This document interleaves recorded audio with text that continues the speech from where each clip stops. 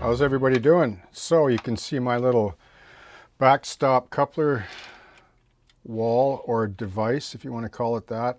This is the rear of the ferry. So this particular little component, I guess I could call it, on the ferry will stop from all my nice Rapido Tangent and Athearn Genesis cars rolling onto the floor. See how I'm tilting it up? Right, because when you pick this up, that's where they'll go if you're having a bad day.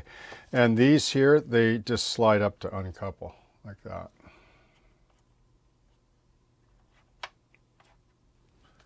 Okay, I'll probably show more of this during the ferry build. This is a little bit of a sneak preview, but it was just a little method that I dreamed up or designed to incorporate easier operations. So when I pick a string of cars, I can just lift up the plate and the cars are ready to go. Okay, this is the back of the ferry, so there'll be enough of the superstructure forward that you'll be able to access.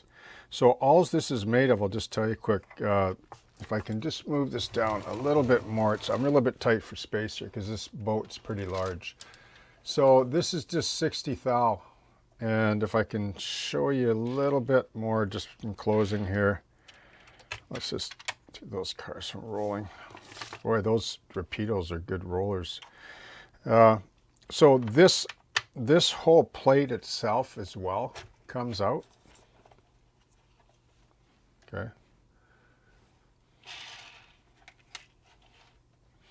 And then there's angle. I just used angle, like I think it was 294 angle, welded to a back plastic plate here, which is attached to this.